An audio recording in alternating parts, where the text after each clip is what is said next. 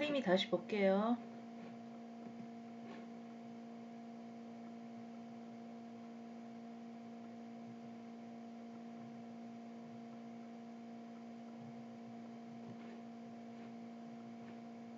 테림이 공유하고.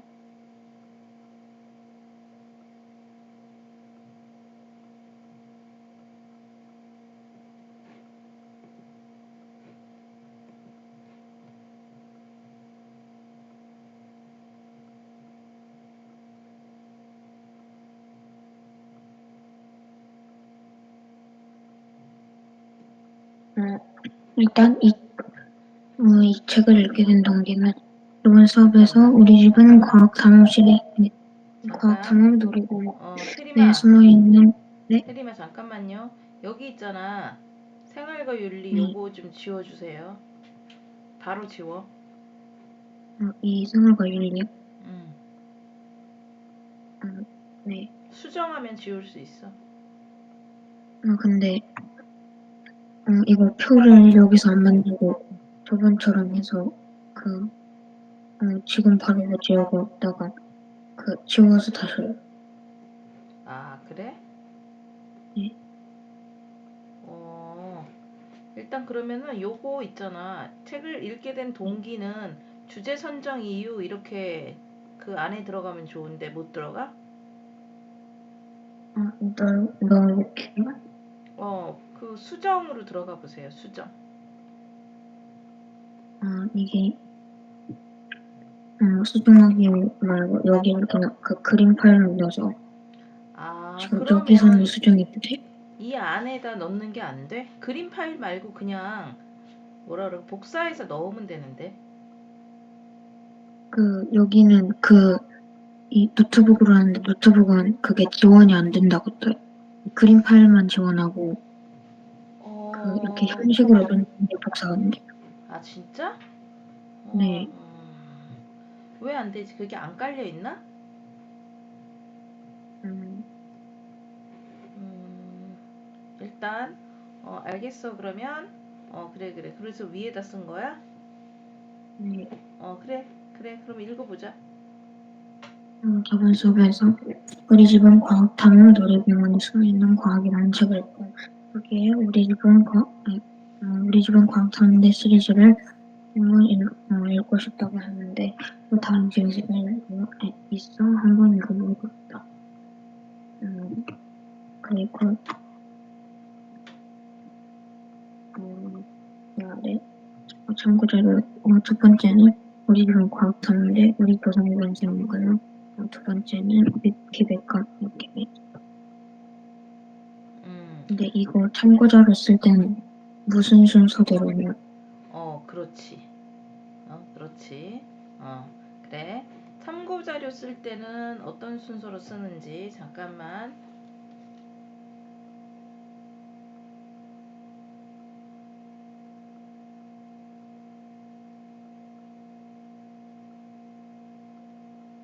그게 여러 가지가 다 있어. 그러면 보자. 구글에다가 네가 검색해 볼까? 참고 자료, 책 쓰는 법 이렇게. 그리고 이게 참고 자료가 그냥 책 쓰는 법이 있고 참고 자료가 블로그 쓰는 법이 있고 또 논문 쓰는 법이 있어. 선생님이 그것도 이제 한 장짜리로 이렇게 해서 올려주긴 하겠지만 거기다 올려줘야 되겠다.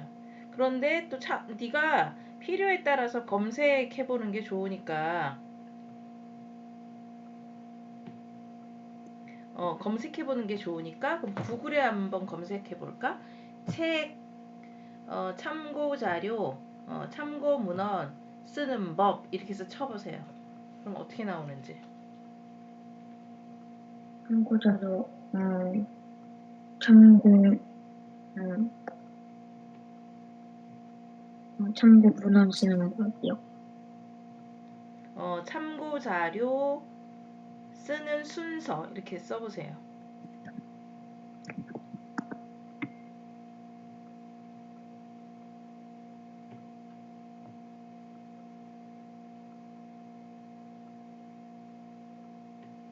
쳤어요. 어떻게 나와 순서가?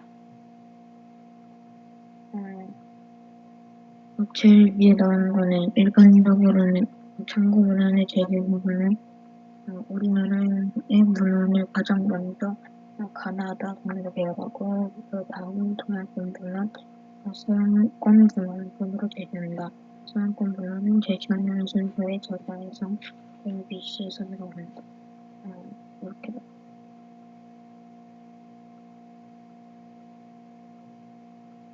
그러면 처음에 네. 네. 우선 저자 이름을 써야지.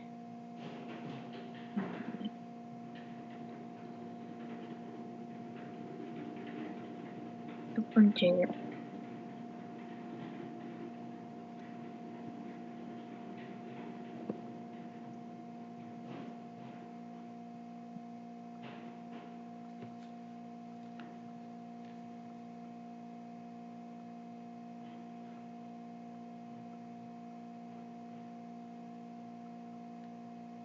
됐어요.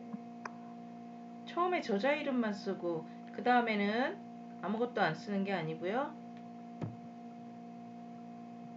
콤마.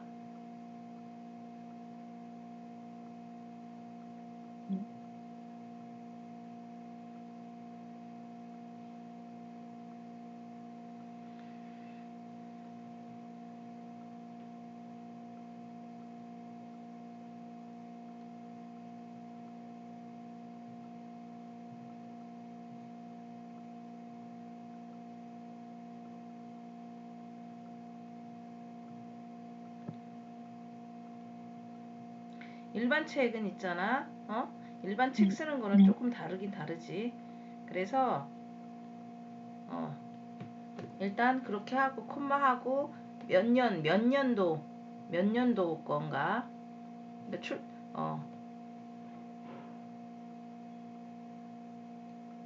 책 이름 그 다음에 책 이름이 그 다음 순서야. 그럼 우리 집은 그거를 앞에다가 백스페이스 하면 되겠죠? 백스페이스. 오케이. 그 다음에 콤마. 원숭인가요? 다음에 그렇지. 그 다음에는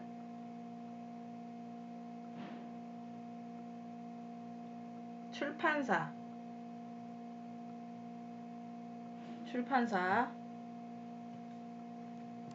그 다음에 콤마. 출판 연도. 그거는 책 뒤를 봐야 되겠죠? 네.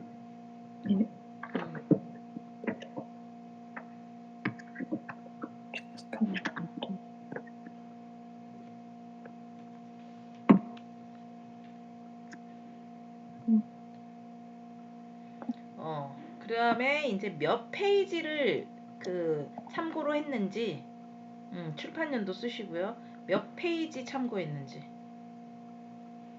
네.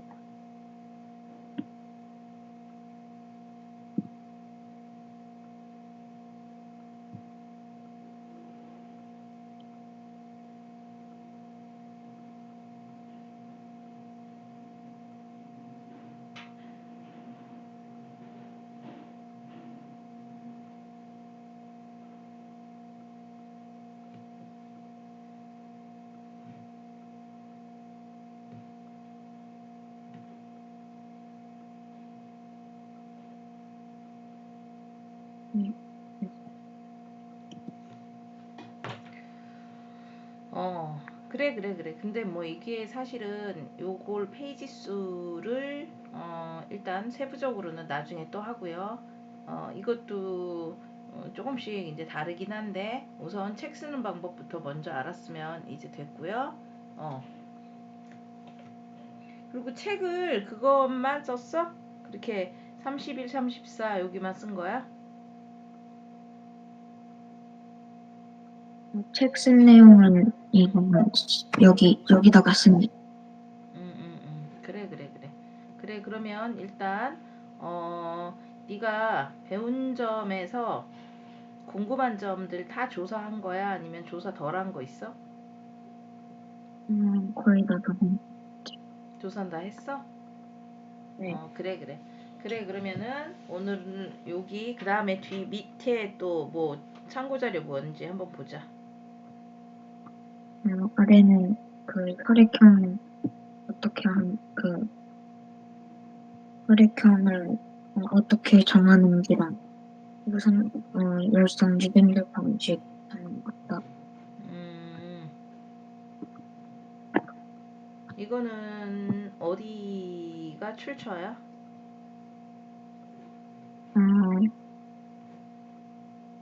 뭐라 이거 이거는 누가 블로그야 아니면 뭐지?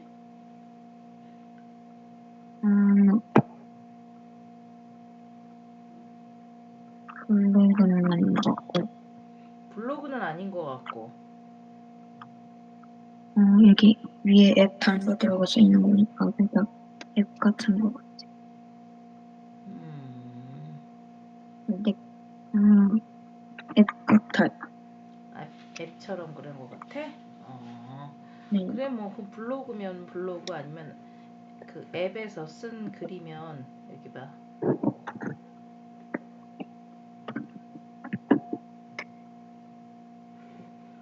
앱에서 쓴 글이면 이게 무슨 컨텐츠 제작하는 데인지 그런가 보다. 그래, 그러면은 어쨌든 이것도 뭐 그 다른 사람이 쓴 글이잖아. 근데 책 형태는 아니니까 일단 여기 링크 해두고 다음에 또 이제 그렇게 그 어떤 방식으로 기록하는지는 보도록 하자. 그래, 그리고 네, 지금 어, 여기에 이렇게 쓰다 보니까 조금 책 내용이 좀 많이 네. 빠지는 것 같아? 아니면 책 내용이 어느 정도는 충분히 들어갔어? 살짝 빠진 거.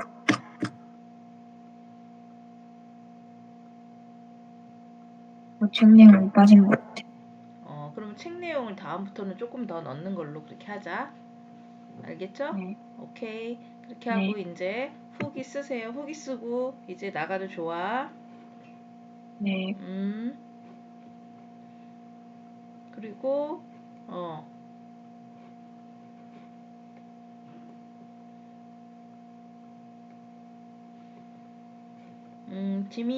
지민이 어느 정도 했어요? 저 일단 기록을 다 하긴 했는데 음, 일단 기록한 게 너무 보여주세요. 길어서 음, 네, 조금 다 완성 안 했다고 해도 보여주세요.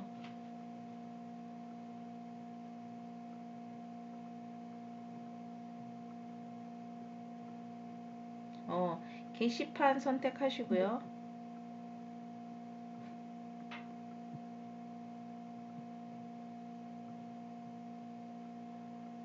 도로 선택하면 되는 거예요. 뭐 탐구 보고서나 수행 평가 뭐 다 괜찮아. 맨 위에 있을걸? 오케이. 됐어. 여기 보면은 일단 그럼 한번 발표해 볼까?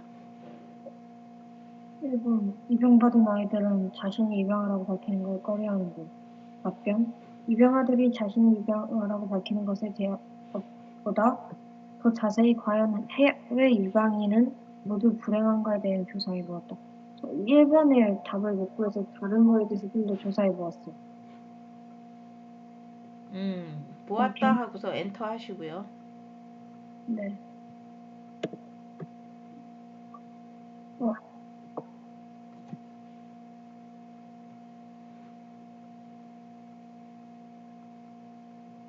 MK의 진짜 각자 처한 상황이 너무나 다르기 때문에 미국도 미국이라는 한 나라를 규정하기엔 한 나라고 미국도 너무나 다른 환경의 국가들이지만 한 가지 생각한 건 모두가 한국에 대해 즉 모국에 대해 관심이 있는 건 아니다라는 것이다. 한국 입양기관에서 한국에서 만나게 되는 해외 입양할 경우 그들은 한국에 대해 관심이 있는 사람들이다. 긍정적이든 부정적이든. 그러나 우리가 만나지 못하는 입양아, 즉 한국에 대해 올 생각이 없거나 관심이 없는 경우 그들의 인상이 굳이 모국을 찾지 않아도 현재 행복하기 때문이다라는 큰 핵심을 놓치는 것 같다. 그 예로 MK에 입양된 여성 형제들 같은 경우는 한국에 대한 관심도 크게 모국에 와야 한다는 강한 열망도 친부모를 찾아야겠다는 생각도 없다. 그저 그 자체로 미국인인 거다. 이상하게 우리의 집을 찾는 많은 입양인들은 모국에 대한 관심이 크거나 해외 입양에 대해 부정적인 생각을 가지신 분들이 많을 거라 생각된다. 하지만 전체적인 입양자 수에 대한 비율로 봤을 때 어떨지는 잘 모르겠다. 페이스북 그룹, 오프라인 그룹에 모이는 분들은 말 그대로 관심이 있기 때문에 자신을 미국인, 프랑스인, 네덜란드인으로 생각하는 입양아들은 말 그대로 그 나라에 살면서 그 나라 국민이 되었기에 아예 이런 생각조차 할 수 없을 거다. MK가 항상 이야기하듯 한 개개인의 입양인 전체를 대표할 수 없다고 생각한다. 두 번째, 입양한 아이를 끝까지 책임지지 않는 사례가 빈번한가? 답변, 입양 정보 시스템에는 입양기관이 파양 정보를 기록하지 않아도 돼 2015년부터 지금까지 파양 아동에 대한 기록은 없으나 신양자 파양은 아동학대, 유기 등 아동의 복리를 현재 해칠 경우 주로 이루어지고 있으며 최근 5년간 연평균 42명의 아동이 파양되고 있다. 세 번째, 입양아들은 친부모를 찾아가는 경우가 많은가? 답변, 해외로 보내진 아이들 중 상당수가 성인이 돼 부모를 찾기 위해 한국을 찾지만 친부모와의 만남은 소수에게만 허락된 기적에 가깝다고 한다. 입양인들은 입양특례법에 따라 자신의 입양과 관련된 정보를 입양기관에 청구할 권리가 있다. 하지만 친부모의 이름, 생년월일, 주소, 연락처 등은 친부모의 동의가 있어야 공개가 가능하다. 입양 서류조차 사설 입양기관들이 소유한다. 실제로 친부모에게 동의 여부를 물어보는 들은 입양인들을 확인하기 어려운 실중이다. 입양인 10명 중 8명은 정보 공개 청구를 했어도 부모를 찾지 못한다. 또한 아동권리법 권리부장원에 따르면 2021년 11월 18일 기준 2020년에 입양 정보 공개 청구 2,175건 중 정보 공개 결정 20%의 수준인 443건에 그쳤다. 123건은 친부모 등이 공개를 거부했고 662건은 친부모가 이미 사망하거나 응답하지 않지 않았다. 응? 보건복지부에 접수된 해외 입양인 부모 찾기 신청 1,022건 중 절반에 가까운 비율이 입양 서류 등 관련 기록이 일주일 남아 있지 않은 정보 미비 상태이거나 기하로만 기록된 경우였다. 해외 입양의 편의를 위해 있던 기록도 지워버린 경우가 많았다. 이경인 국병농인권 대표는 과거에는 기아가 아닌 경우에도 후적을 새로 만들어 입양 보냈다며 입양기관은 실제로 친부모가 누군지 알았지만 입양은 자신의 부모를 영원히 알 수 없게 된 것이라고 지적했다. 네 번째, 사람들이 죽음을 통보받았을 때 슬픔 말고 다른 감정을 느끼는가? 친밀한 가족이나 친구, 동료 등 사랑하는 대상의 죽음은 슬픔, 무감각, 죄책감, 분노, 공허함, 절망, 충격, 후회 등 압도적인 감정을 경험하게 한다. 이러한 비통 중에서 회복되는 일은 누구에게나 어려운 삶의 단계일 것이며 사랑하는 대상의 상실을 수용하고 회복으로 나아가는 단계로서 또 다른 감정이 자기 자신, 친밀한 사람의 우주증 등을 향해 표현되기도 한다.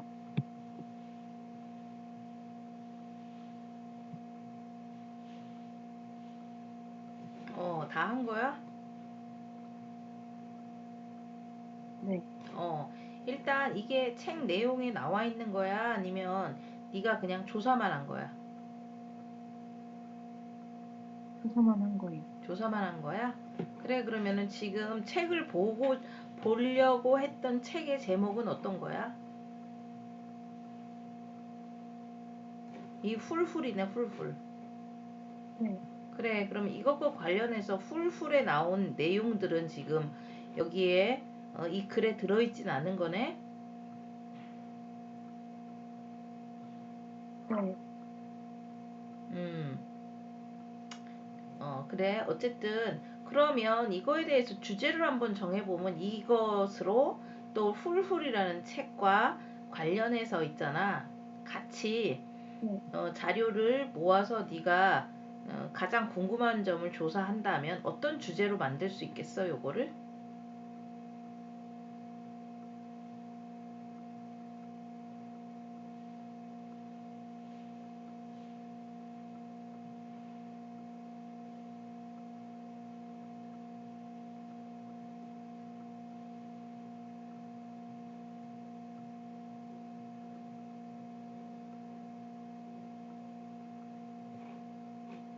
이건 지금 쓴 거야? 아니면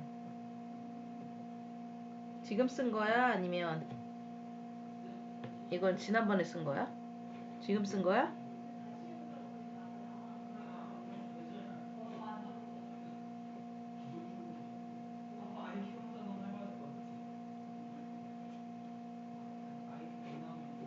안 들려?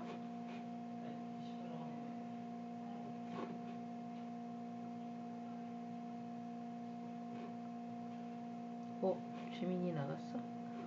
그래. 이제 하이 거 한번 보자.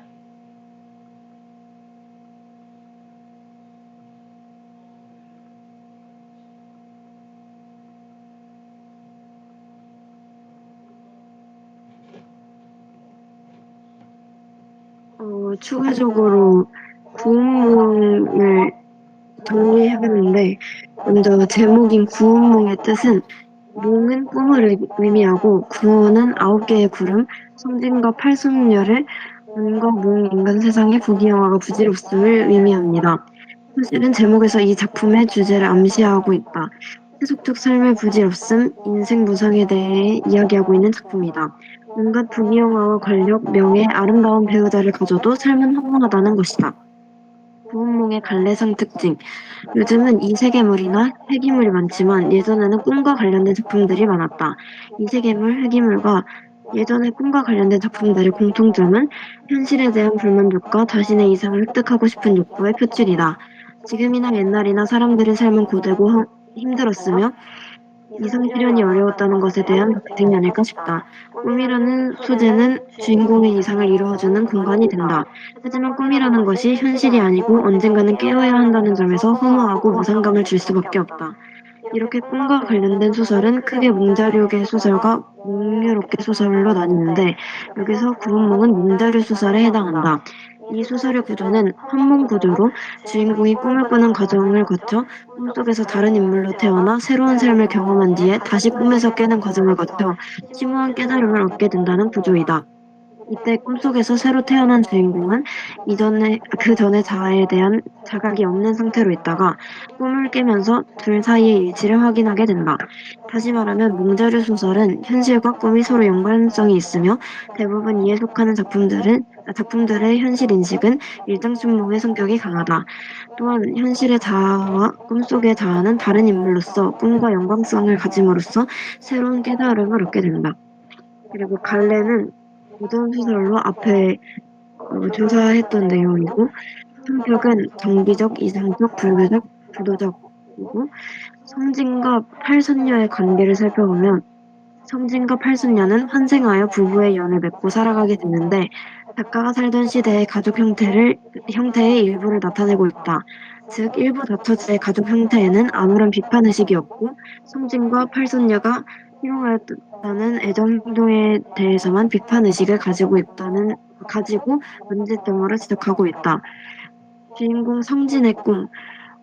부운몽은 성진이 육관대사의 심부름을 다녀온 낮 시간, 성진이 양소유가 되어 꿈을 꾸는 밤의 시간, 꿈에서 깨어나는 새벽의 시간으로 일련의 시간의 흐름에 따른 구성의 특징을 하고 있다.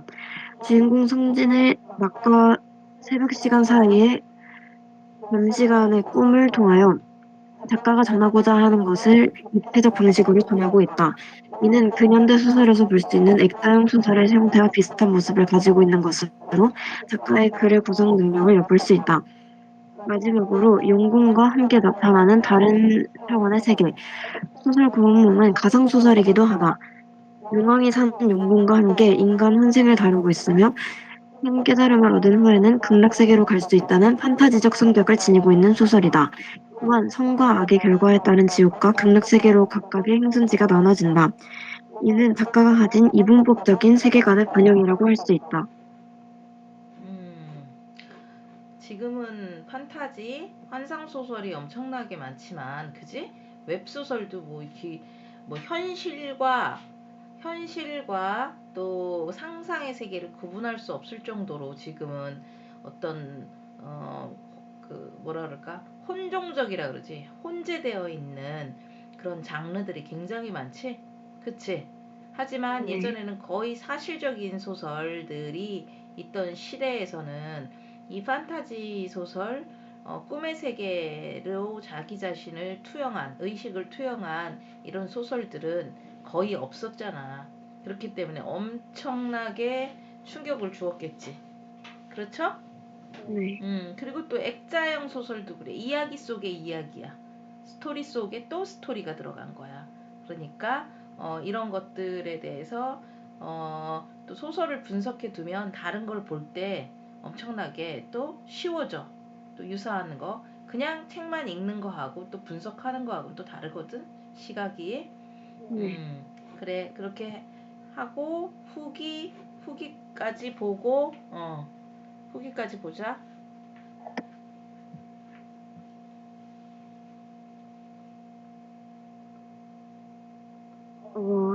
두 개를 썼는데 첫 번째는 역전 소설을 읽으면 그 작품만 국한되지 않는 해석.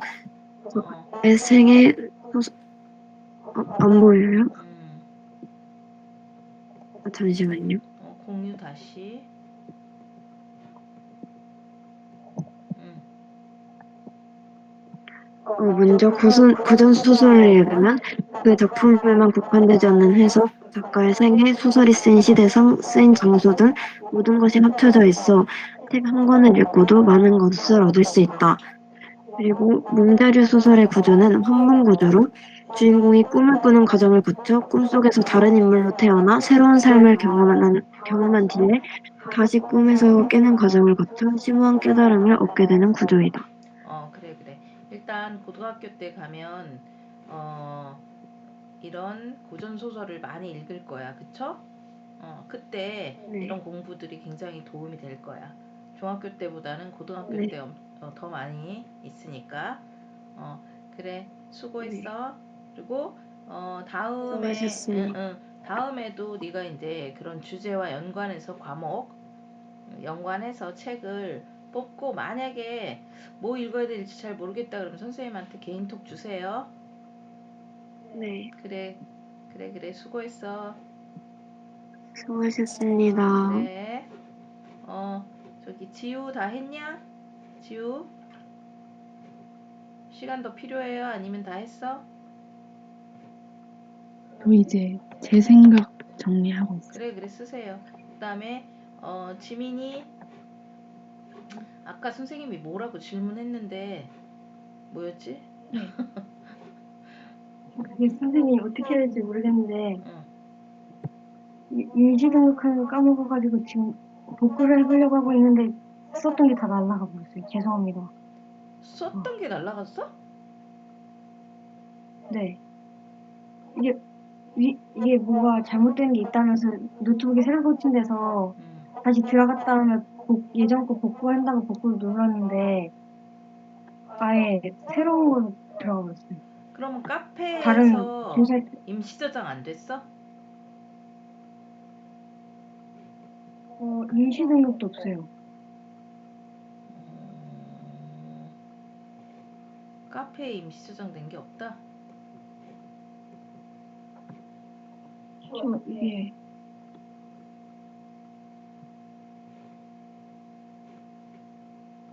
아예 이렇게 또 빈 공간에 들어가 버려가지고 임시 등록이 0이네?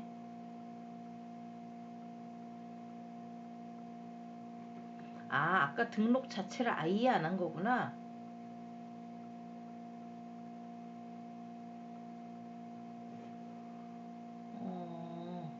그러면 다른 데에다 작성한 건 없고 거기다가만 작성했어? 이게 자료를 조금씩 이 신문에서 조금씩 노트에 필요한 부분만 정리하긴 했는데 음. 그러면은 그 순서 이런 거는 좀 알겠어?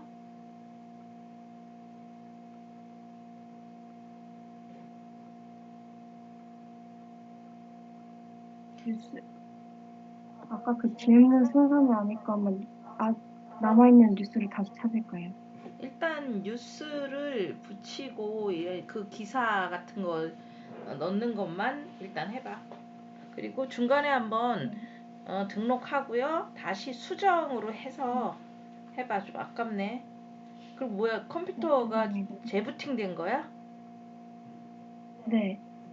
그래, 일단은 해보자. 아까 했던 거니까 순서만 잡아서 자료만 배치하고. 네가 질문은 좀 생각이 나니? 질문은 찍어낼 수 있어요. 그래, 그래. 그러면 일단 해봐. 그렇게까지 시간은 많이 안 걸리지? 그래도 생각났을 때 초안이라도 다시 좀 넣어놓는 게 낫지? 네. 왜? 힘들어? 아니요. 응? 아니요. 일단 쓸 수 있어요. 그래, 그래. 조금만 더 해보자. 그래, 해보고요. 일단 지우 거 볼게요.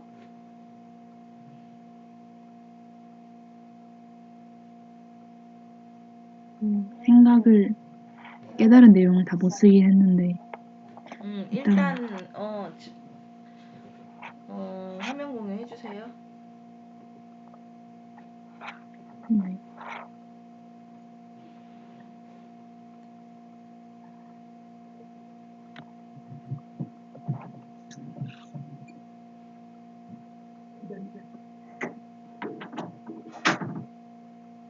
혹시 화면 보이시나요? 보여.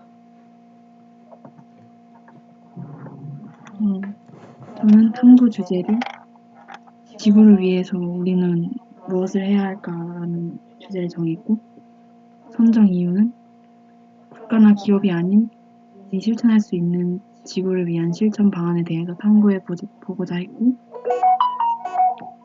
한 사람 한 사람의 노력이 더해져서 큰 결과를 만들어낼 수 있기 때문에 개개인이 의지를 가지고 지구를 위해 실천하는 것이 중요하다고 생각했기 때문입니다.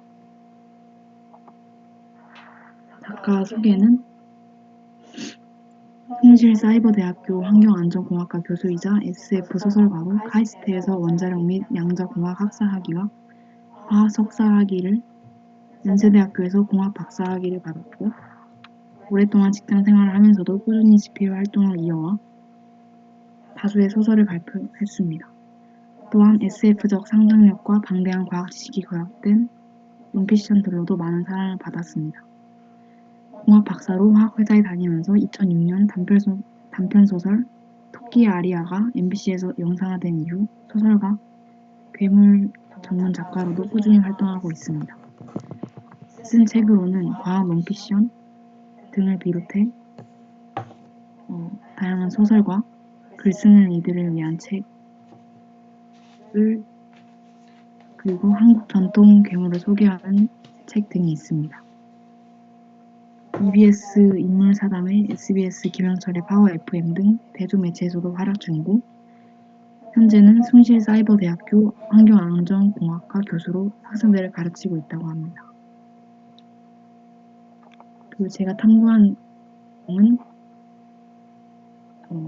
일단 책에서 인용을 해왔는데요. 355페이지에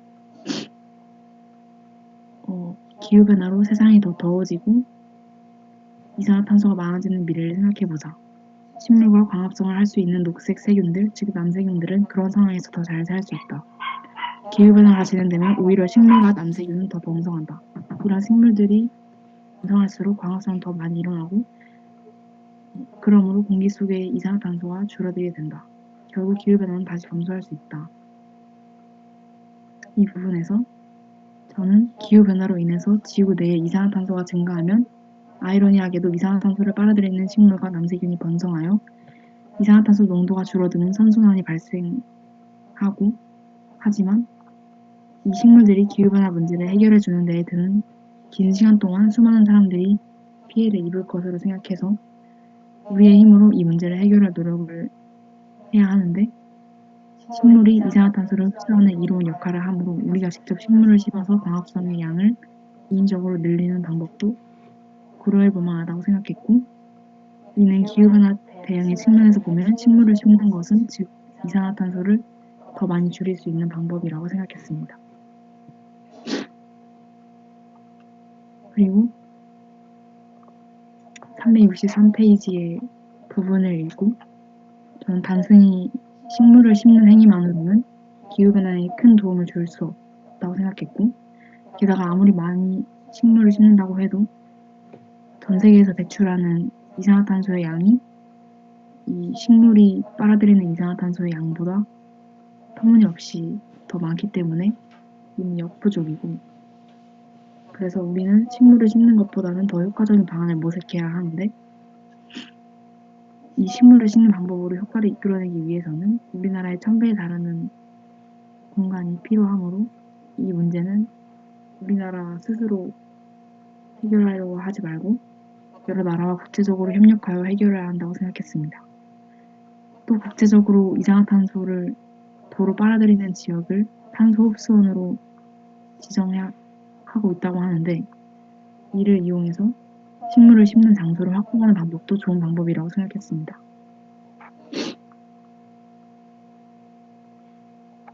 또 417페이지를 읽고 플라스틱 제품이 기후변화를 줄이는 데 활용된다는 점에 놀라웠고, 평소에 환경오염의 주범이라고 생각했던 플라스틱이었는데, 이 플라스틱의 원재료를 잘 활용하면 오히려 환경에 이로운 방향으로 플라스틱을 제조할 수 있다는 점도 알게 되었고, 그리고 가정에서 사용되는 일회용기나 포장지 같은 플라스틱을 가정에서 분리배출을 잘 해주는 것만으로도 훨씬 환경에 이로운 효과를 줄 수 있고, 또 애초에 이런 일회용 플라스틱 용기 사용을 줄이는 것이 가장 좋은 방법이라고 생각이 들었습니다.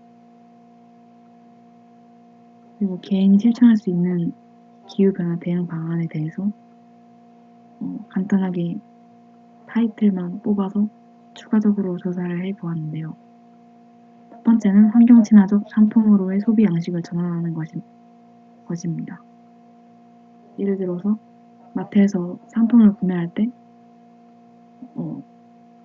환경 관련 기업의 인증 마크가 있는 제품을 구매한다거나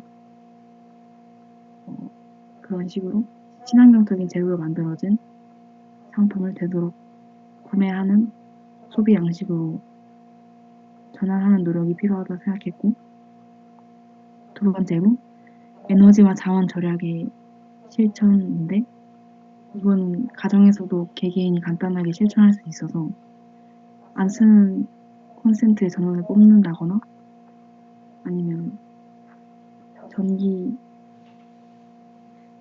불을 안 쓰는 방에 불을 끈다거나 물을 절약한다거나, 이렇게 간단하게 실천할 수 있는 방법이라고 생각해서 에너지와 자원 절약도 중요하다고 생각했고, 세 번째로 폐기물 재활용을 적극적으로 참여하는 것인데, 가정에서 사용되는 여러 일회용기들을 잘 분리배출하는 것만으로도 재활용에 큰 도움이 될 수 있다고 생각해서 이것도 중요한 방안이라고 생각했습니다. 그리고 네 번째로 식물을 심고 가꾸기인데, 이거는 위에서 언급했듯이 국제적인 협력이 필요하다고 생각했습니다. 그리고 제가 깨달은 내용은 책을 읽고 개개인이 실천할 수 있는 지구의 기후변화 해결 방안에 대해서 알아볼 수 있었고, 해결 방안에 대한 우려점과 한계점에 대해서도 생각해보면서 이를 극복할 수 있는 방법을 모색해 본 점에서 더 깨달은 점이 많은 것 같다고 생각했습니다. 한국 문헌은 도서 지구는 괜찮아 우리가 문제지와 아직 여기 첨부하지는 않았지만 인터넷 자료를 참고했습니다. 그래, 인터넷 자료 그러면 추가로 넣어야 되니까 지금 이거 등록했어? 일단 등록부터 먼저 하세요.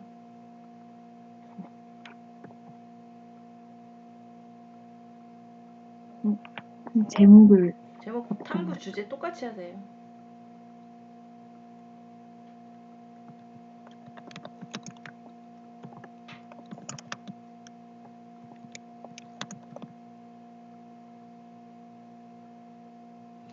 그리고 옆에 공개 설정은요. 그래, 다시 수정으로 들어가세요.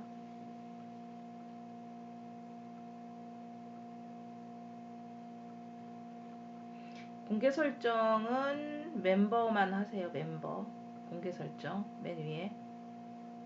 그래, 그리고 됐어. 오케이. 그거 멤버만 하고. 됐어. 서비스 공개하지 말고, 이건 검색 하지 말고. 그리고 여기서 이제 좀만 내려가 보세요. 이 본문에서 잠깐만. 여기 보면은 기후변화로 인해서 지구 내 이산화탄소 농도가 증가하면 이산화탄소를 빨아들이는 식물과 이게 뭐야? 남세균이 뭐야? 남색은 위에 남세균인데 식물과 남색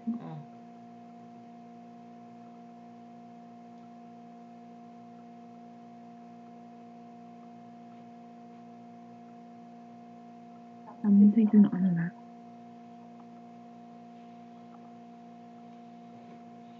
남세균이라는 게 있어?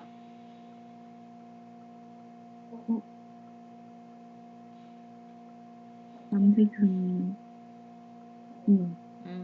그래. 책에 그러면 나와 있는 세균의 이름이야? 네. 좋아.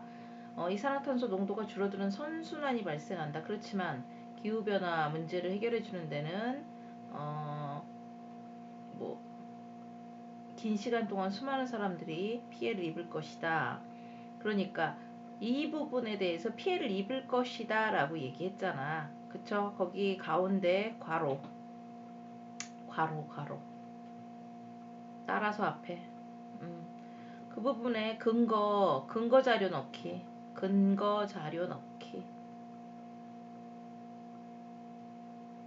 네 생각이잖아. 그렇죠? 네 생각을 넣은 것 자체는 좋아. 하지만 뭐 신문 기사에서 또 넣는다든지 뭐뭐에 따르면 아니면은 무슨 환경 단체에 따르면 뭐 어쩌고 저쩌고 이래서 근거 자료들을 여기다 넣어주고 입을 것이다 라고 하지 말고 입는다 뭐 이런 식으로 구체적으로 써주는 게 좋아. 입는다. 그러니까 땡땡땡땡 자료에 따르면 어쩌고 저쩌고 이런 식으로 옆에다가 보충 자료를 써주라는 거야. 근거 자료 보충하기. 그리고 일단 따라서 우리는 우리의 힘으로 이 문제를 해결할 노력을 해야 한다. 이거는 있잖아. 그래, 노력해야 돼. 그러면 왜 노력해야 돼? 라는 거잖아. 무엇 때문에 노력해야 돼? 라는 거에 대해서 또 근거를 찾아야 돼. 그러니까 물론 문장마다 찾을 필요는 없어. 그러니까 한 문단에 대해서 근거 자료들이 들어갈 수 있도록. 그래서 여기 식물이 이산화탄소를 흡수하는 이로운 역할을 하므로 우리가 직접 식물을 심어 광합성의 양을 인위적으로 늘리는 방법도 고려해 볼 만하다. 기후변화 대응의 측면에서 보면 식물을 심는 것은 이산화탄소를 더 많이 줄일 수 있는 방법인 셈이다. 일단은 이 말이 맞다고 해도 식물을 얼만큼 심었을 때 이산화탄소를 얼만큼 줄일 수 있다라는 약간 뭐 수치적인 근거가 필요해. 여기 가로치고요. 수치적인 근거, 자료 보충하기 이렇게. 이거는 뭐 교과서에서 찾을 수도 있고 아니면 무슨 그런 식물 무슨 사전에서 찾을 수도 있고. 그치? 다양하죠? 그치? 네. 이런 것에 대해서 칼럼 써놓은 것에도 찾을 수 있고 얼마든지 찾을 수 있잖아. 그러니까 네가 주장을 하고 나는 이렇게 생각한다라는 거는 얼마든지 그것에 대해서 힘을 실어줘야 되는 거야. 그렇기 때문에 이 책에서 여기 남세균이 위에 나와 있구나. 이 책에서 나와 있는 부분에 대해서 만약에 근거가 딱딱 맞아 떨어져. 내가 쓴 글과 요 내용이 근거가 딱딱 맞아 떨어져 그러면 이 책에 355쪽에 있는 이 책을 네가 인용했을 때 이 뒤에 파란색 글이 더 이상 뭔가가 보충이 안 돼도 상관이 없는데 위에 있는 걸로 밑에를 전부 다 근거가 되지 않는다면 다른 자료를 더 넣어주어야 한다라는 거야. 지우야, 이해가 됐어요? 근거가 꼭 필요하다는 그렇지. 책에서 넣어주면 듣던 네 말이 더 그렇구나 아 맞아 이 자료 보니까 더 확실하네 이런 믿음을 주는 글이 될 수 있다는 거야. 근데 근거 자료들이 좀 빠지잖아. 그러니까 책 내용에서 근거를 더 가져와도 돼. 만약에 근거들이 빠졌어 좀 그러면 아 맞긴 맞는데 좀 그게 어떻게 그렇게 되는 거지? 라는 그러니까 못 믿겠어 이게 아니라 아 그래 맞긴 맞아 맞는 말이야 하지만 근거는 좀 부족하네 이런 생각이 들 수 있다는 얘기야. 그렇기 때문에 그런 근거들을 넣어주는 것 때문에 우리가 자료를 찾는 거잖아. 네. 그쵸? 그래 그러니까 이런 형태로 하고 그 책에서 그런 자료들 책에서 나온 요 사례를 보면 어쩌고 저쩌고 이렇게 해서 이제 책에서도 사례를 가운데 넣고 이러면 돼. 근데 만약에 이 책에서 네가 말하고자 하는 사례가 안 나왔다. 그러면 근거를 찾아야 된다는 얘기야. 다른 자료에서. 그게 논문이든 뭐 기사든 칼럼이든 다 상관없어요. 어떤 자료든 상관없어. 그러니까 그렇게 하고요. 그러면 그리고 뒤에 부분에 네가 궁금한 것들을 다 조사하지 못했잖아.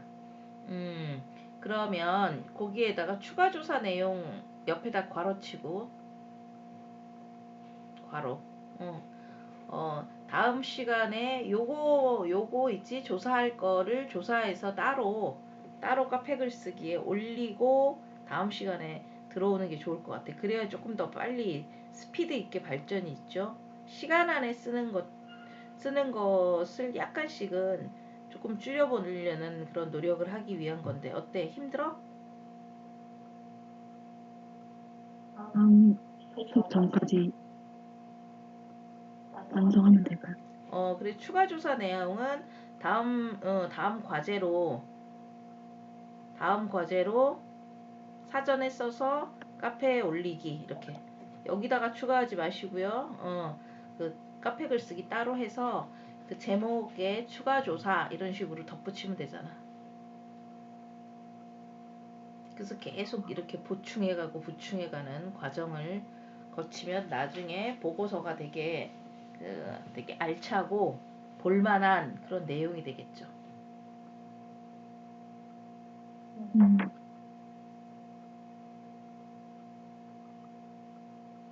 음, 그 옆에다가 다음 과제로 올리기 뭐 이렇게 쓰면 되잖아.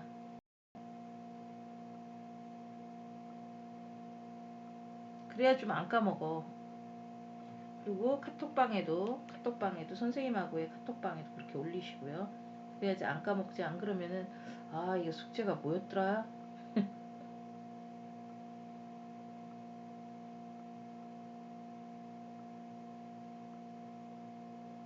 수어 조사 내용만 그렇지. 요것만 해서 다음에 일단 그 카페 글쓰기에 올리고 저장, 등록해 두세요.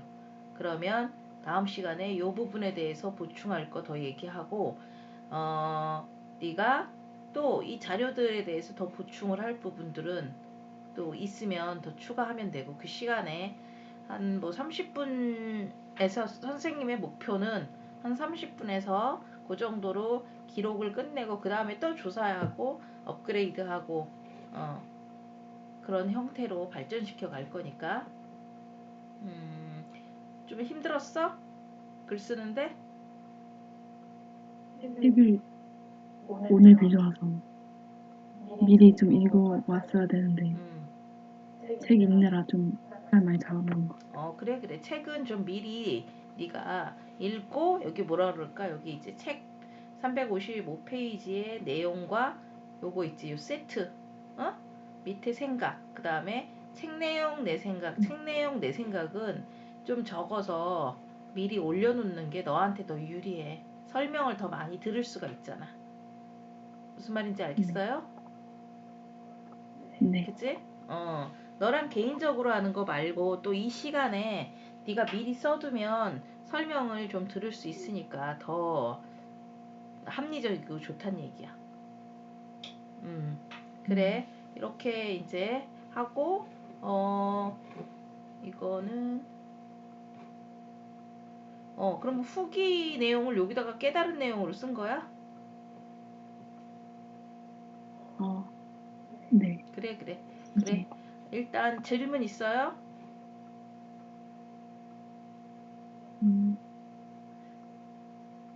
그러면 아까 여기 이런 보충들은 더 해오면 좋지.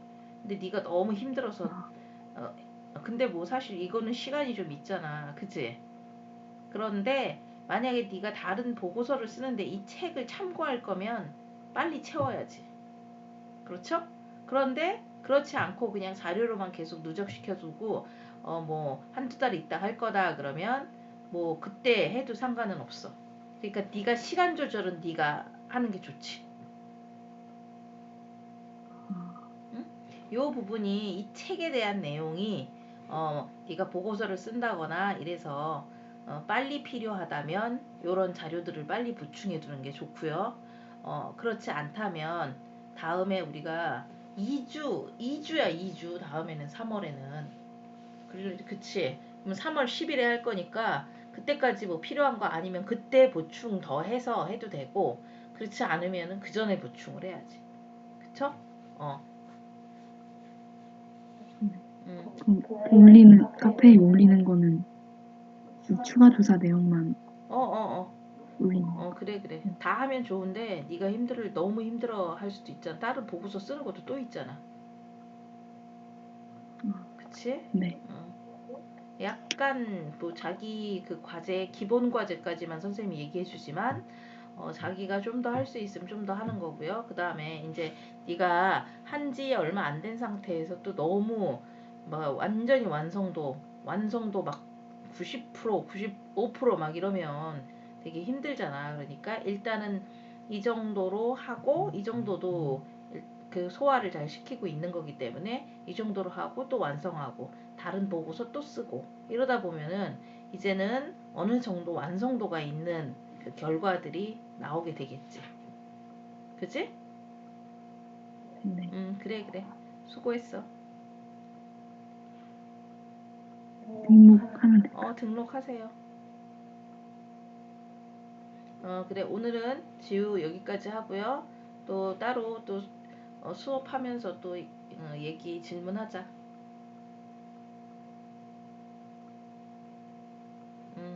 그래. 수고했어. 안녕히 계세요.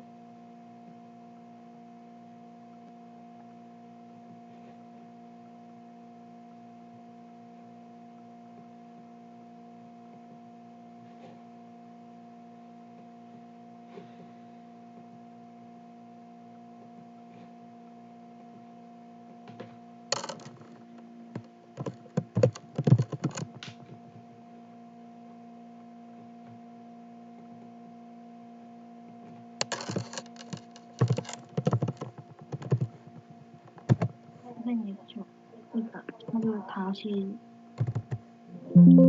기록하는 거 틀렸어요. 알았어. 뭐라고? 아까랑 똑같이 기록하는 거 끝났어요. 이거 벌써 다 했어? 그래. 그러면 이제 어쨌든 후기 쓰세요. 후기 들어가서 후기는요. 내가 오늘 이 자료조사 이 책을 읽으면서 어떤 부분에 대해서 더 깊게 생각하게 됐는지 또 성장을 한 거죠. 그건 성장이잖아요. 지적 성장도 우리가 성장이라고 하고 키가 자라는 것도 성장이라고 하지. 그러니까 지적으로 내가 어떤 성장을 했는가를 1번, 2번, 3번 이렇게 세 가지를 쓰세요. 그리고 그냥 느낀 점 써도 돼. 성장한 점과 와 뭐 힘들었다. 그리고 한번 날려먹어서 다시 또 쓰느라고 기억날 때 쓰느라고 힘들었지만 어쩌고 써도 돼. 자연스럽게 쓰세요. 괜찮아.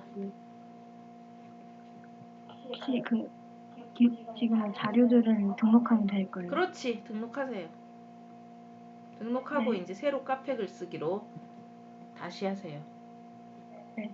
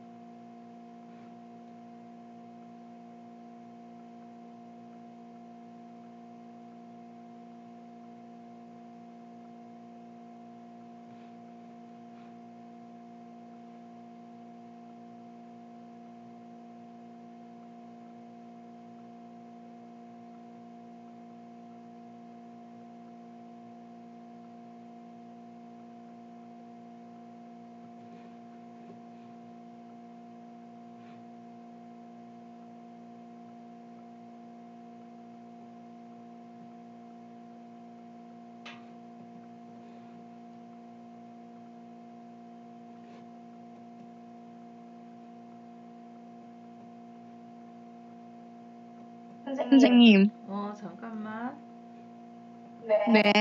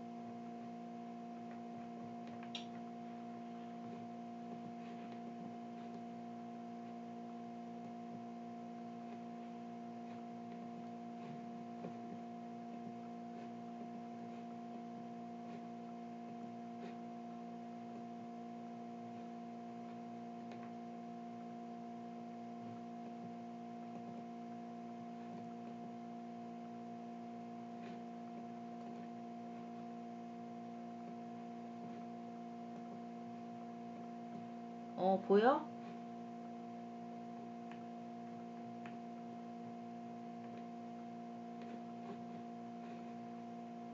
예빈아, 네가 쓴 거 보여? 아니요, 안 보여요. 근데 제가 제 걸 보고 발표를 할 수는 있거든요. 그럼 해봐. 네. 탐구 주제 인간의 영웅심과 권력욕.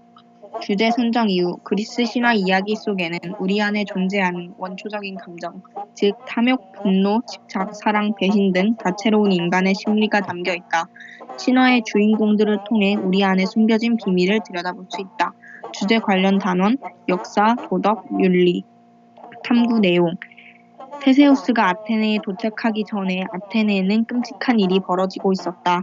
아테네와 이웃한 크레타 섬에는 강력한 통치자인 미노스 왕이 있었다. 그에게는 애지중지하는 외아들 안드로게우스가 있었다. 그런데 어느 날 아테네로 갔던 그의 아들이 비명행사하고 말았다. 그 당시 아테네에 미친 황소가 사람을 해치며 돌아다녔고 이 황소를 죽이기 위해 원정대를 보냈는데 실수로 아이게우스 왕이 안드로게우스를 원정대에 합류시켰다. 그는 황소를 죽이겠다며 호언했지만 그는 오히려 황소에게 바쳐 죽고 말았다. 이 일로 인해 아테네와 크레타 간에는 긴장이 고조되었고 자신의 아들이 죽자 화가 난 미노스 왕은 아테네에게 9년에 한 번씩 7명의 청년과 처녀들을 곡물로 보내라는 명령을 내렸다. 그 청년과 처녀들은 미노타우로스의 제물로 바쳐졌다. 미노타우로스는 반은 황소이고 반은 사람인데 바다의 신인 포세이돈에 의해 태어났다. 포세이돈이 왕의 징표로 미노스 왕에게 잘생긴 황소를 선물하며 자신에게 제물로 바치라고 했으나 욕심 많던 미노스 왕은 황소를 자신이 소유했다. 이에 화가 난 포세이돈은 미노스 왕의 아내인 파시파에가 황소와 사랑에 빠지게 만들어 이후 미노타우로스가 태어난 것이다. 미노타우로스를 죽일 수도 살릴 수도 없던 미노스 왕은 미노타우로스를 미로 안에 가두고 9년에 한 번 젊은 남자와 여자를 먹잇감으로 던져주었다. 또 다른 9년째가 되자 아테네에 사는 자식을 가진 부모들은 불안에 떨었다. 이때 테세우스는 아이게우스의 만류에도 불구하고 자신이 크레타 섬에 가겠다고 선언했다. 아이게우스는 그런 테세우스에게 이렇게 당부했다. 아들아, 너를 사지에 몰아넣은 내 운명이 몹시 원망스럽구나. 네가 살아서 돌아온다면 네가 탄 배에 검은 돛을 흰 돛으로 바꿔 달도록 해라. 그래야 네가 살았는지 죽었는지 조금이라도 빨리 알 수 있지 않겠느냐. 마침내 테세우스는 또 다른 희생자가 될 아이들과 배를 타고 크레타 섬에 도착했다. 크레타 섬의 항구에는 많은 사람들이 구경하러 모여 있었다. 그중 미노스 왕의 딸인 아리아드네도 있었다. 그녀는 다른 사람들과 다르게 자신감에 찬 테세우스의 모습에 반하였다. 그녀는 어떻게 하면 잘생긴 테세우스를 죽음에서 구해낼 수 있을지 고민하다가 미로를 만든 다이달로스를 찾아가 묘책을 듣는다. 실만 준비하면 미로에서 빠져나오는 것은 식은 죽 먹기입니다. 라비린토스에 들어가자마자 문설주에 실을 묶고 그것을 조금씩 풀어가며 들어간 뒤 그대로 풀린 실을 따라 실을 다시 감으며 나오면 되는 거죠. 이 말을 들은 아리아드네는 몰래 테세우스를 불러내 라비린토스를 빠져나오는 방법을 그대로 말해주었다. 다음날 테세우스는 미노타우로스가 있는 라비린토스에 들어가며 실을 풀었다. 인기척을 느낀 미노타우로스는 먹잇감이 들어왔다는 것에 흥분하여 씩씩거리기 시작하였다. 실타래 이외에 아무것도 가진 것 없던 테세우스는 맨손으로 미노타우로스와 격투를 벌였다. 숨가쁜 격투 끝에 지친 미노타우로스가 쓰러지자 테세우스는 그의 숨통을 끊고 실타래를 찾아 실을 되감으며 미로를 빠져나왔다. 임무를 완수한 테세우스는 다른 일행과 함께 자신이 탔던 배를 타고 아테네로 향했다. 매일 항구에 나와 수평선을 바라보며 아들이 무사히 돌아오기만을 기다리던 아이게우스는 깊은 절망에 빠지고 말았다. 테세우스가 탄 배의 돛이 검은색이었기 때문이다. 아이게우스는 천천히 절벽으로 걸어가며 스스로 목숨을 끊었다. 테세우스 일행은 무사히 돌아왔다는 기쁨에 들떠 돛의 색깔을 바꾸는 것을 잊었다. 자신의 실수로 인해 아버지를 잃은 슬픔도 잠시 곧 아테네의 왕으로서의 역할을 다해야 했다. 아이게우스와 미노스 중 누가 더 좋은 아빠일까? 아이게우스 왕은 테세우스가 크레트 섬으로 떠난 뒤 자식의 상태가 걱정되어 매일 항구에서 아들을 기다리다 결국 아들이 죽었다고 생각해서 목숨까지 끊어낸 아버지다. 그만큼 아이게우스는 아들에 대한 사랑이 지극한 좋은 아버지다. 하지만 나는 이런 좋은 아버지는 오히려 아들에게 독이 될 수도 있다고 생각한다. 부모의 지나친 애정과 걱정은 자식이 항상 좋은 아버지에 대한 충성을 맹세하게 한다. 또한 부모의 기대에 부응해야 한다는 의무감도 자연스럽게 가질 것이다. 부모가 이렇게 아무런 흠이 없다 보니 자식은 자연스럽게 부모의 기대대로 살게 되고 그 기대에 맞춰 살다 보면 자신이란 존재는 없어질 것이다. 반면 나쁜 아버지로 등장하는 미노스 왕은 오히려 긍정적인 측면이 있다고 생각한다. 미노스 왕은 매우 잔인하고 욕심이 많으며 이기적인 인물이다. 이런 아버지는 자식에 대해 관심이 별로 없다. 그러다 보니 자식에 대해 별로 집착하지 않고 무뚝뚝할 것이다. 그래서 그런 아버지 밑에서 자란 아이들은 아버지의 사랑을 받지 못하지만 독립적으로 자라게 된다고 한다. 그래서 어린 시절부터 성숙하고 자신의 부모에게서 받지 못한 사랑에 대한 결핍이 자식은 느끼지 못하게 하려고 노력한다. 이것이 냉정한 아버지가 가진 유일한 장점이라 생각한다. 테세우스가 미로에서 헤매지 않을 수 있었던 것은 바로 아리아드네가 알려준 실타래 덕분이다. 미로, 즉 라비린토스는 우리의 인생을 의미하는 것 같다. 잘 훈련되지 않고 준비하지 않았다가는 미로에 갇혀 죽거나 잔인한 현실의 희생자가 될 수 있다. 그런데 미노스와 같은 아버지가 가진 좋은 냉정함은 현실의 어려움을 헤쳐나가는 방법을 어린 시절부터 터득하게 해주는 것 같다. 내가 깨달은 내용. 테세우스는 아버지에게 인정받고 싶은 욕망 때문에 언제나 맨 앞에 서야 했다. 그는 이런 두려운 일을 하도록 만든 아버지가 세상에서 가장 큰 위험이고 부담이었기에 아버지를 무의식적으로 살인한 것이다. 테세우스는 자신의 무의식적인 생각대로 아이게우스가 자살함으로써 부담을 덜었으며 아테네의 왕의 자리에 올랐다. 테세우스는 자신이 무의식적으로 아버지를 살해했기에 나이가 들며 자신 또한 자식에게 왕자를 내주어야 한다는 피해의식이 있었다. 그래서 언제든 자신의 힘이 약해지면 왕자를 차지할까 두려운 것이었다. 조사를 통해 알아보니 테세우스의 아들 히폴리토스는 자신의 어머니 즉 테세우스의 아내 파이드라를 유혹하고 능욕하려 했다는 오해를 받아 위협을 받고 도망치려다가 테세우스의 부탁으로 괴물을 보낸 포세이돈에 의해 죽고 말았다고 한다. 이렇게 테세우스는 무의식적으로 그리고 교묘하게 자신의 아버지와 아들을 죽이게 된 것이다. 테세우스의 이야기는 나에게 부담감과 두려움에 장식되어 내가 모르는 사이에 큰 영웅심과 권력욕으로 누군가를 혼란에 빠지지 않아야겠다는 교훈을 주었다.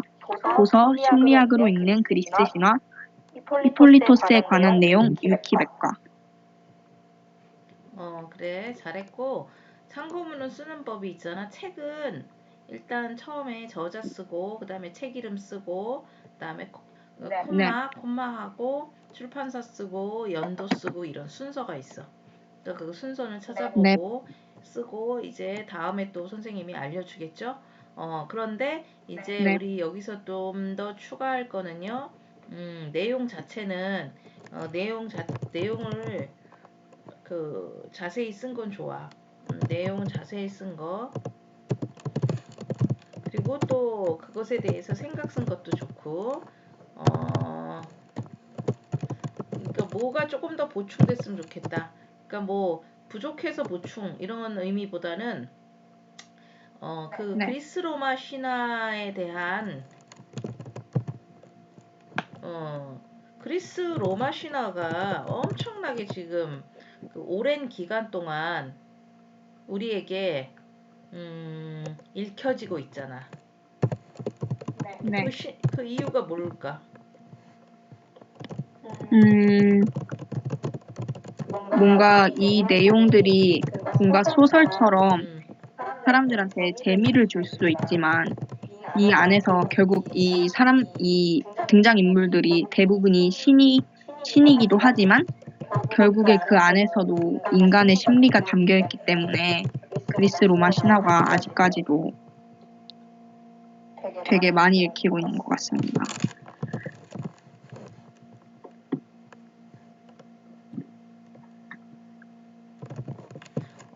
바로 그게 정답이야. 그리고 사람들이 사는 세상은 어쩌면 이래 어머머머 말도 안 돼. 기가 막혀 이런 거 있잖아. 근데 그리스 로마 신화 읽다 보면 막장이지. 막장이야? 아니야. 막장이죠. 그렇지. 근데 인간이 사는 세상은 우리들이 겪지 않았다고 해도요 막장이 너무 많어.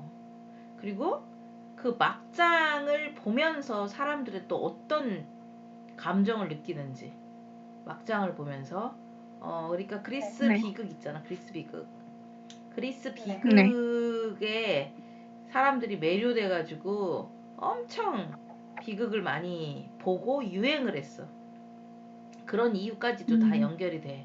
사람들이 비극을 보면서 나는 저렇지 않다라는 거에 희열을 느끼고 또 하나는 그러니까 남들이 그렇고 나는 안 그래. 그래서 뭐 잘됐다 이런 느낌이 아니고 사람이 그렇잖아. 자기 자신이 저런 일을 겪지 않은 부분 또 사람 사는 세상에는 정말 다각적인 여러 가지 다양한 일들이 벌어짐에도 불구하고 또 그런 것에 대해서 우리가 문학이 어떤 그 우리의 인생 사람이 사는 모습을 담고 있다는 거. 응? 그걸 담고 있고 그러면 결국은 또 그럼에도 불구하고 사람들은 막장으로 살아야 되는 게 아니잖아. 정말 진리는 뭐야? 과정이 막장이더라도요. 결말까지 막장이면 안 되는 거거든, 사실은. 응? 그래서 이런 그리스 로마 신화나 그리스 또 그 여러 가지 뭐 비극이나 이런 작품들이 굉장히 오래전에 쓰여 있음에도 불구하고 지금까지도 사람들에게 읽히고 또 재미를 주고 또 그거의 일부의 스토리들을 모티브로 해서 지금 막장 드라마가 생기고 있는 거야. 그래서 다음에 있잖아. 그리스 로마 신화가 오랜 동안 읽혀지는 이유에 대해서 좀 더 네가 말한 게 다 맞아. 그걸 글로 풀어서 쓰고요. 또 그 구조에 대해서 좀 조사해서 더 추가해봤으면 좋겠어. 추가할 거 선생님 밑에 써줬어요. 아무튼 예빈이 어쨌든 이 표 안에 넣고 좀 체계적으로 정리하면서 하니까 어때? 훨씬 전에 쓰던 거보다 일단 훨씬 더 좋은 것 같긴 해요. 이게 정리가 더 잘 돼서. 그래. 그래. 그래서 이제 요 표 안에다가 넣는 거, 표는 뭐 길어져도 상관없으니까요. 쭉 늘어나게 그렇게 쓰는 건 상관없으니까 하고, 어, 어, 다른 데 작성해서 복사해서 붙여넣어도 되고, 편안하게 그렇게 하고 네. 학교 과제에 많이 활용하도록 그렇게 하고, 네. 학교에다가 숙제 내는 거 있잖아. 숙제 내는 거 네. 이런 거에 잘 활용하고 놓치지 말고. 알겠죠? 네. 그래. 수고했어. 네. 다음은 2주, 3주입니다. 네. 안녕히 계세요. 네. 그리고 지민이는 후기 다 썼어요? 네, 음, 등록하면 될까요? 등록하시고 일단 한번 보자. 음, 오늘은 다시 쓰고 이러는 것 때문에 늦어졌네. 네, 그치? 음, 읽어보면 될까요? 그래. 읽어보세요. 1번. 우선 자료조사 글쓰기 등을 하는 중에 등록하는 것이 매우 중요하다는 것을 느꼈다. 노트북이 재부팅된 후 기록했던 게 다 사라졌을 때 아찔하고 다시 느끼고 싶지 않은 느낌이었다. 두 번째, 또한 궁금했던 사실들에 대해 조사해보면서 현재 이 주제에 관한 중요 문제에 대해 알아볼 수 있어서 좋았다. 3번, 교사 전에는 입양이 되면 대부분 어려움을 겪고 힘든 인생을 살게 될 거라고 생각해왔지만 입양 아들 중에도 문제없이 잘 살아가는 사람들도 있다는 걸 알게 되었다. 이를 통해 실을 알기 전에 편견을 가지고 생각하고 판단하면 안 되겠다고 느꼈다. 그래. 이게 생각이 점점 더 커진다는 것 자체는 무조건 모든 것에 대해서 그래 뭐 내가 다 이해할 수 있어 이게 아니고 근거나 이런 책들을 보면서 네 스스로가 설득이 되는 거야. 근데 근거가 없으면 어때?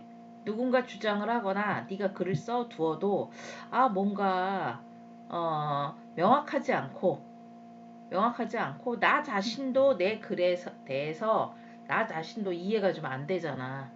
그런데 다른 사람이 그 글을 봤을 때 그런 자료들이 있지 않게 되면 맞는 말이긴 한데 그거 맞는 말이긴 해. 하지만 그 사람들의 설득을 얻어낼 수는 없다는 거야. 그렇기 때문에 자료들을 넣어서 정리하고 또 다른 사람들이 충분히 이해할 수 있도록 쓰고 또 나 자신도 그런 글을 쓸 때 훨씬 더 자신감이 생기는 거지. 그렇죠? 이건 주관적인 글만이 아니고 객관적으로 자료를 통해서 내 사례들을 증명하는 거야. 그렇기 때문에 자료들을 계속 넣는 연습을 해야 된다는 거야. 지민이 오늘 힘들었지? 살짝 힘들었어요. 글쎄 말이야. 아이고. 그러니까 앞으로 중간에 있잖아. 무조건 등록을 해두든지, 그치? 그렇게 하도록 하자. 네. 그리고 2주, 3주 너 편할 때 아무튼 들어오도록 하세요. 그래. 감사합니다. 그래. 수고하고 처음에 또 질문 있으면 선생님한테 또 카톡으로 질문해 주세요. 그래. 수고했어. 감사합니다. 안녕히 계세요. 그래.